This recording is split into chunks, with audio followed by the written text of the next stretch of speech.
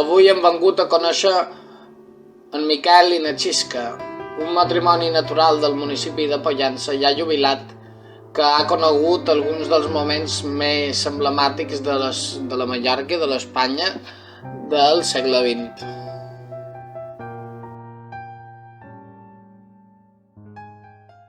Què recordeu de Pollença abans de l'època Franco? Per exemple, quan va morir en Franco, disculpeu.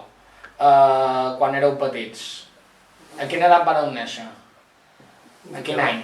Jo vaig néixer en el 46. En el 46. 48. 48. I què recordeu d'aquesta època, de quan teníeu 5, 10 anys, una Joanco? Ja coses molt guapes. Tot era guapo, Xisca. Però jo sí. Però jo sí, perquè estava molt amb el meu predins i tens records molt guapos. Sí, quin record, Xisca?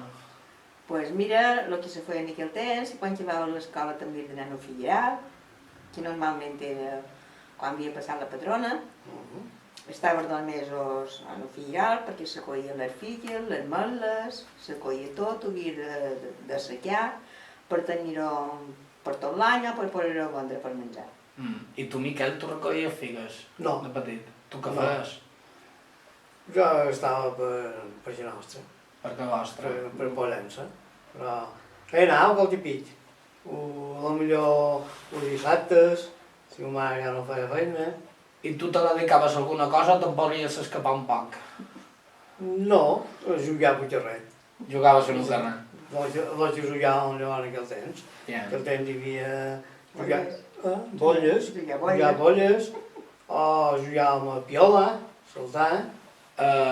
Què trobau a faltar d'aquesta època avui en dia, en els nins, per exemple? Hombre, Ja trobo a faltar tot. Tot? Moltes coses, sí. Sí. És a dir, per exemple, jo quan tenia 8 o 9 anys, nosaltres aquí no coneixíem el tennis, per exemple. El tennis no existia. Sí, ja t'arreglava les coses com podia, no? No, que no coneixíem, fins que no va a la tele sonora, començava a veure tennis. Però nosaltres jugàvem a fronton, que per anys hi havia un fronton. Que nosaltres vivíem en el carrer Metge Sureda, Sí. de Sant Jordi, i davant que les monges de Sant Jordi, amb el Pep Vinagre, tenia un fronton. I hi anàveu a I jugar. anàvem a jugar, Quina edat tenies, Miquel? És a dir, d'haver 8 anys, Dues 8 anys. 8 anys, a 8 anys hi anàvem allà, i no, exactament. I això va ser als anys 50. Més o manco, sí. Sí, més o manco. 46, 50 o 56, perquè allà, quan anàvem allà, nosaltres, exactament no me'n recordo que pallàvem. Hi havia una passeta o dues, no ho sé, però allà hi havia les paletes, perquè no eren com paletes de tennis, eren paletes de madera, Sí. llargues, i feixulles d'olivera o de matler, o d'ullastre, com més feixulla, més força per donar la pilota. Perquè la pilota era una pilota que feia l'amo d'allà, i aquesta pilota, de tot d'una, quan començaves a jugar, no botava. No passa res. No botava gens la pilota. Fins que no feia una estona que li pegaves, que s'enxalentia, llavors començava a botar. Ah, mira, això jo no ho sabia. Ja no botava. Fins que no començava a jugar i estava calenta, quan pegava, perquè la pilota només podia fer un volt, també com el tennis, però havies de tirar a la paret. I a la paret hi havia una retxa pintada de negre, I i havies de tirar per damunt la retxa. Sí. Si caia per davall, no. I per davall no perdies. El més ran a la retxa, perquè al contrari, s'hagués de cotar molt per dir fer-la, això, m'entens? Això és el que nosaltres passàvem cap vespres. Sí. Quan sortia d'escola, me n'anàvem un poc i de les 4 a les 5, no, de les 4 sortíem d'escola, no? Sí, sortíem a les A les 4, 4. 4 i A mitja. les 4 sortiu d'escola. Sí. M'imagino que dinàveu allà. No, que va, ja les... Sortiu a les 4 i dinàveu a les 4 i escaig. Sortíem a les No. 12 i mitja o no? I Al feia... matí, sortíem a les 12 i mitja o a la 1, no sé, Després de de- la 1. Sí. I a les 2 i mitja tornàvem a entrar. I de les 4 a 4 i mitja tornàvem a sortir.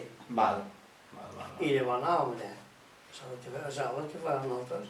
Estava jugar pel carrer, perquè llavors els carrers no estaven asfaltats, tampoc. Això vos anava a demanar, que fins segons jo sé els carrers de Pollença encara en els 70 no estaven ni als 80 ni principis. Principi. Després, ja de més grans, de més grandets, ja nosaltres a Pollença, en un convent, hi havia l'Acció Catòlica. L'Acció Catòlica, sí, que era del Movimiento Nacional. Que això només hi podien anar o que anava per l'església. O que si no anaves a missa i tot això, no te deixaven entrar.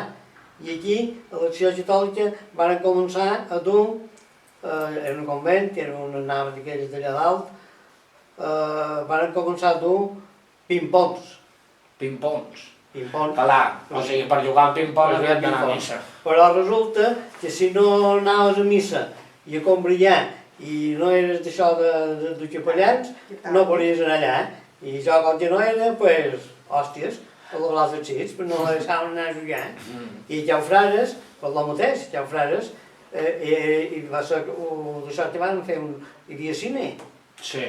Van posar un cine. Sí, és el que jo penso, el Capitol o és un altre. No. No, hi ha frares a l'església de Montesquieu. Ah, els frares. Hi ha frares, els jesuïtes, els teatinos allà dalt. Sí. I els teatinos, els diumenges, feien una pel·lícula d'en Cantinflas.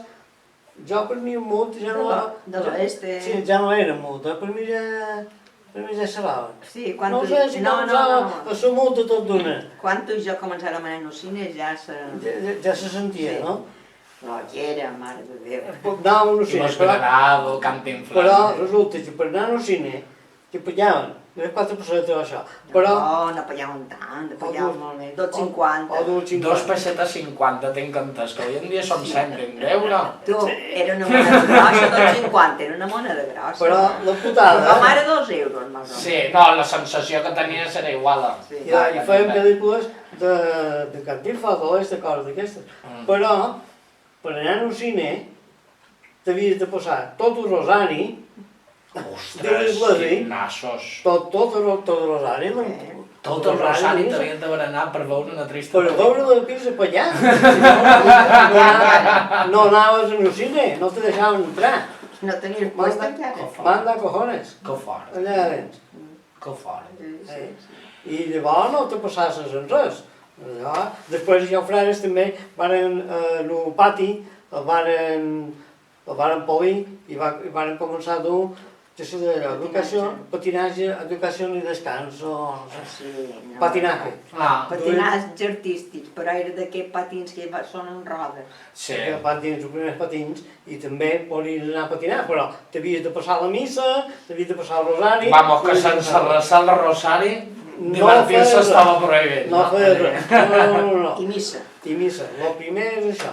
Xisca, i tu què vares fer de petita, a part de fer feina perquè el teu marit No, ha jo ajudat i s'ho ha feina no passat feia. bé? No, jo feina no em feia. Jo és que anava a la meu per dir la finca. Sí, bueno. Però feina no em feia. No, les xiques tampoc. Vosaltres havíeu de fer el servici, no? Què s'ha de Servici social Sí. per poder sortir de Mallorca. També. Per sortir a l'estranger. Això m'ho va explicar, mi Xisca. Tu m'ho vas explicar que no podies sortir No. si no érem lo... Jo, això? ma mare se'n va anar d'excursió a Lourdes i quan van anar perquè fa un bitllet van dir no, la nina és menor i ha de fer un servici social. I jo vaig dir, servici social? Doncs pues jo no hi venc, m'he de jugar per aquí. I el servici social que durava d'haver un mes i de fer diverses coses, com un curset. Cosir, una dona havia de saber cosir, dur l'home bé, jo què sé, per delar d'aquestes... Dur bé la casa, no? Jo, la meva feina... Unió i descanso, Sí. aquí hi havia allò... Jo, la meva feina va ser tot el temps, pues, quan vaig acabar l'escola, no vaig voler estudiar més, quan vaig tenir certificat d'estudis, no vaig voler estudiar més, me varen posar a cosir. Aquelles monges jo que havia estudiat fer labores, me varen ensenyar a brodar. Després me varen posar a cosir, tots aquests vestres. Quan ja vaig saber un pot de cos, me varen fer un curs de brodar màquina. I després de brodar màquina me vaig tornar a posar a cosir i tota la vida he fet això. Tu estàs farta del cosir, tu no vol cosir mai pus. No. No, Jo llamo un ot mentre ho dic. Sí, no, i allà aquelles monges moltes de labor. T'ensenyaven de tot. T'ensenyaven d'invenció, t'ensenyaven de... Hi havia... Justament. Per lo que te venia a dir, que això ja era quan més grandeta. Sí. Quan vaig acabar l'escola. Però quan anava a l'escola, amb les nines, o d'aquests vespres, quan sortíem de l'escola, jugàvem a piso. Què és el piso? El que jo he jugat de petit a 1, l'escola? 2, 3, i dic, sí, que se'n marxava en terra. Sí, és vera que era de nines, però quan jo era petit ja se va... Muntaven un rectàngol allà. Sí, això jugàvem les nines, després jugàvem a 5 codolets. Quan anàvem a les platges, cercàvem codolets que fossin molt fins i jugàvem a 5 codolets. Ja sé el que és. Sí. Ja sé el que és. Això jugàvem molt de xiquets. Sí, que jugàvem molt. Segudes en un portal. I després, quan me regalaven caramelos, guardàvem els paperets i quan estàvem avorrides els tiràvem ben estiradets. I jugaves a paperets, i paperets era que te posaves damunt una, per exemple, damunt un portal, i tu seguda, i tiraves un paperet. I la teva amiga en havia de tirar un altre. Sí. Si te queda damunt aquell paperet, te guanyava. I si no anaves tirant paperets fins que un queda damunt el contrari, diguem. I jugàvem a paperets, no teníem res més. 4 pepetes, feien 4 vestidets, jugàvem a casitas, això sí, les casitas, les nines, les casitas, les pepetes, els vestidets, tot això ho fèiem. M'atreviré a fer una pregunta, responeu com vulgueu. Sí. No esteu obligats a res. Què és el que vos ha arribat a vosaltres quan éreu petits o tal de la guerra? Coses que vosaltres sapigueu de la guerra civil. Jo aquí no s'ha xerrat mai de política, no. No, però jo no m'interessa les idees polítiques. No, però ni de què, no s'ha parlat. No s'ha parlat, havia molta por. Sí. No s'ha parlat de res mai. És que no xerraven. No xerraven. La gent tenia molta por, no? Els vostres pares tenien molta por. És que jo mai vaig sentir parlar de la guerra. Si un dia mos enfadàvem o qualque cosa, que potser els deien, no vull berenar. I me deien, si haguessis passat l'afany que jo he passat, no diries no vull berenar. L'única cosa que he sentit parlar aquí nostre. Sí, de tot d'una ombra. Perquè jo, gràcies a Déu, fa no n'hem passat aquí nostre. Però entenc de la guerra, m'imagino que sí.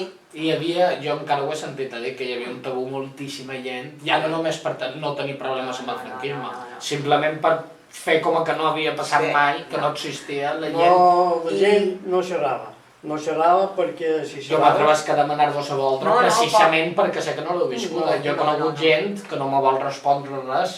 No, això.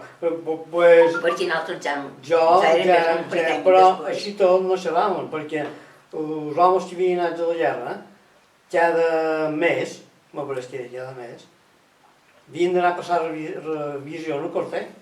Ostres. Vosaltres no heu fet un servici militar. O sigui, els que van servir en la guerra estaven obligats... No era cada mes, cada any.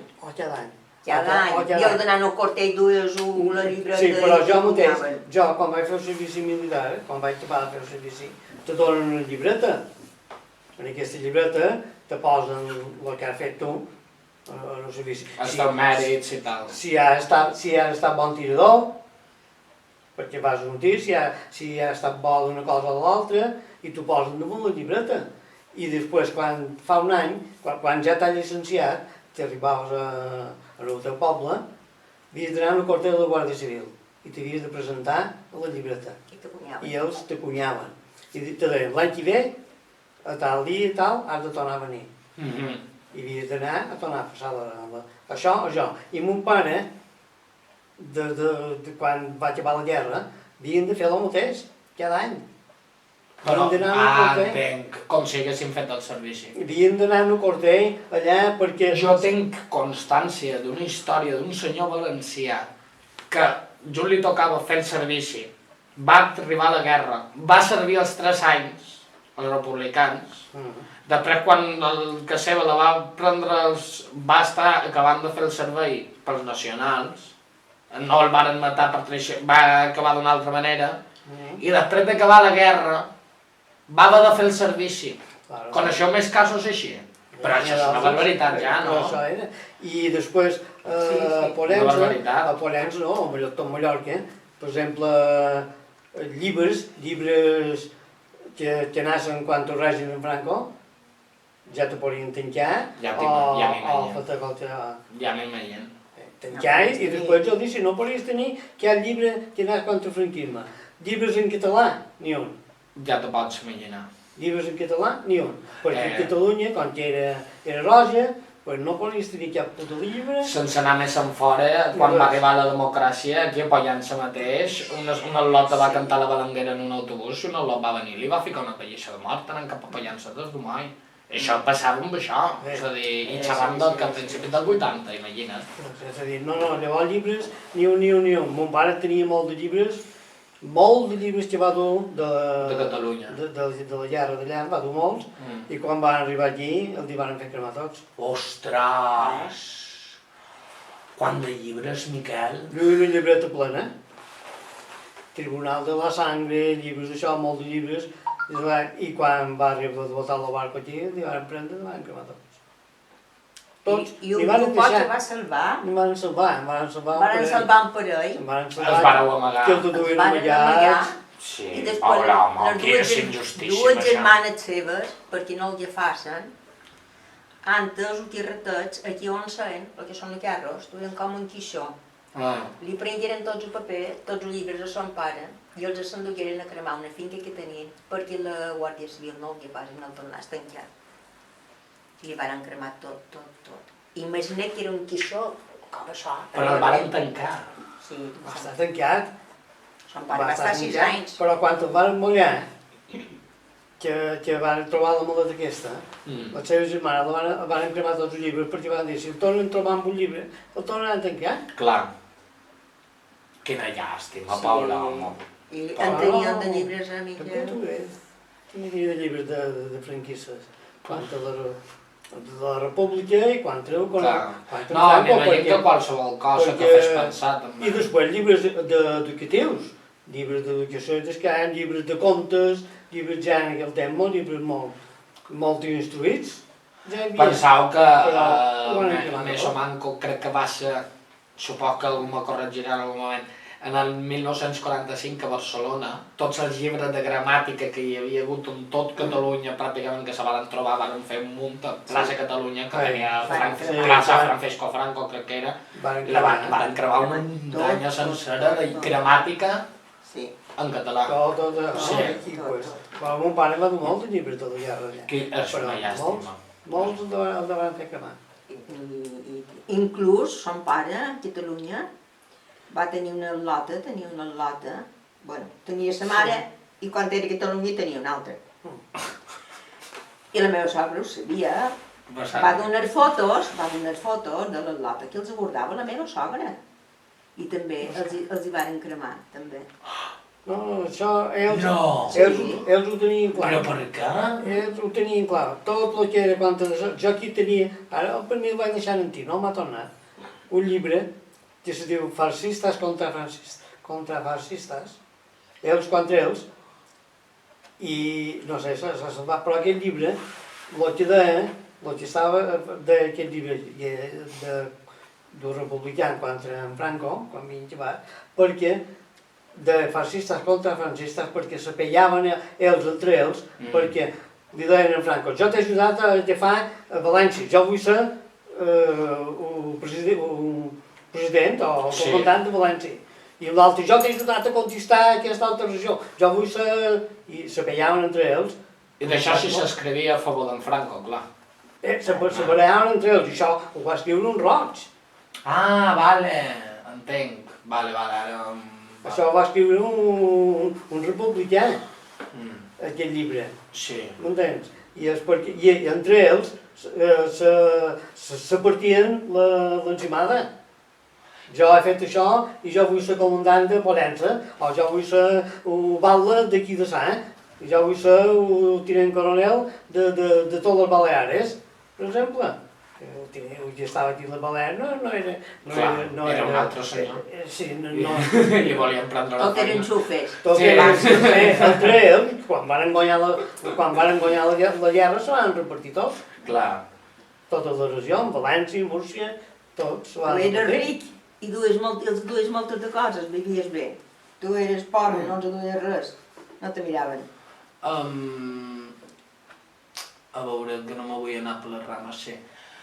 Hem xerrat de llibres. Què mos podeu dir de l'escola?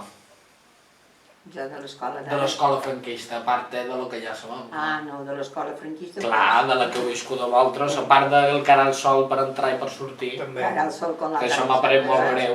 Sí. Això ho varen fer fins que teníem, potser fins de 8 o 9 anys. Després se va anar deixant.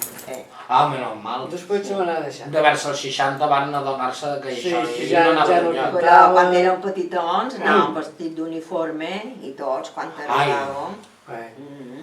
Em perturba ensenyar-li això a nens, m'apareix de Sí, bèsties. però eren molt jovenets, Sí. Era jovenets. I nosaltres, a Montession, allà a l'escola, no sé per què, va venir un mestre que era coix, era un coixet, i me pareix que era de Lloseta. De Lloseta? De Lloseta, aquest mestre. Però era republicà. I se notava molt que era republicà. Clar, no? Què se diu? Va quedar coix per Un això. jefe d'un mestre, perquè ja hi havia primera, segona, tercera i quarta, hi havia 4 d'aixòs. Passaven uns inspectors cada 7 de temps I en aquest per mestre... saber units si feien bonda, si no feien bonda, i com anaves a l'escola. I quina llengua xerràveu també? Castellà. Castellà. Efectivament. I en aquest mestre que era republicà, el deixaven fer escola, però li deien que no havia el que havia de fer, no mos podia ensenyar res de dir en Franco ha fet un golpe d'estat i aquest mestre i van arribar a prendre-lo. Segurament va rebre una amnistia aquest home i per això va tornar. Perquè ja m'ho estava dient qualque cosa, potser en català. Miquel, és que jo me passaria. Jo vos faria la classe en català al final, per molt que me diguessin. Doncs aquest mestre, ja et dic, era de Lloseta. Vares tenir professors que te van ensenyar en mallorquí? No volies. Jo tinc constància de professors aquí a Mallorca que feien les classes en mallorquí contra tota... Jo si sabia qualque cosa així mallorquí era perquè el meu predí m'ho deia. Sí, no, mallorquí no podia fer res. El meu predins, quan s'eren davant la xumenea, la millor jo li feia unes preguntes i ell me contestava. Aquest mestre vivia allà on vivien tots els guàrdies civils. El Corter? No, que anaven a menjar, En un centre... En Ubat Nou. En Ubat Nou. Vivia en Ubat Nou. I en un final, aquest mestre li feia la vida impossible als altres, i se'n va badrenar. Pobre senyor. Se'n va badrenar perquè no podia ell ensenyar de la manera que volia. Havia d'ensenyar el que deien nosaltres. Per exemple, ell veia que anar a missa el diumenge, si com brillar, que una bolletita posar en un 10, això no ho veia normal. És monstruós, o sigui que provàveu si li llevàveu, sabran clarament si li llevàveu el cul a l'església. Jo no sé per on sou, però el meu bolletí em pot veure missa, 000, tots els bolletins. Aquest mestre no ho veia normal, en això, que tu, per anar a combriar això, posasses o estasses davant de l'escola, i que no hi anaven, estaven darrere. És que no era normal. Que tenia tota la raó del món. Potser m'ho donen més compte ara que en aquell temps, però és que és veritat. Això era així. La missa que anàvem era la missa de les 8. Això era així. I quan que pares normalment entraven a fer feina a les 8, doncs jo, el que feia, agafava llibres i me n'anava a missa. Perquè si havia xerrat a dins l'escola, o m'havia encastellada, ja em posaven un 0. Si anava a missa, el me llevaven, me donaven un 10 i me'n posaven... Quines poca vergonyes, m'atrevàs que dir-ho.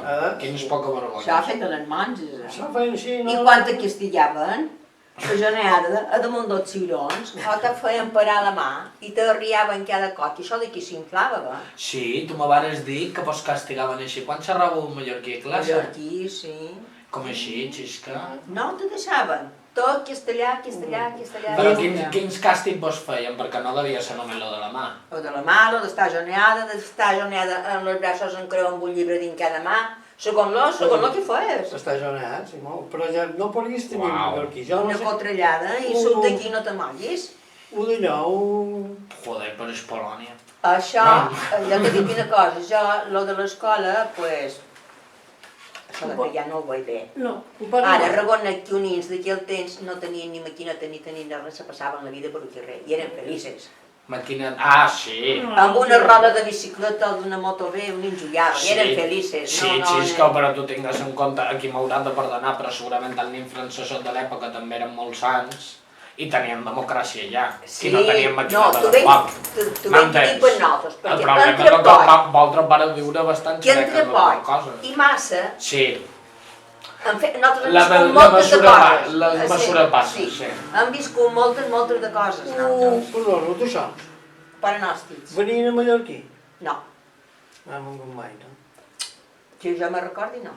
Jo tinc entès que va començar una quantitat ridícula de mallorquí al final del règim de Franco, entre el 70 i el 75, feien Me un pareix que en Franco va morir en el 75.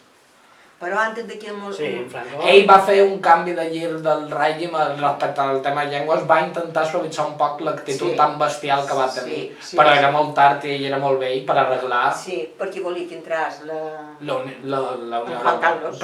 Sí, volia preparar l'estat per la democràcia i tot això, no? El manco el que s'ha dit sempre. Sí, això sí.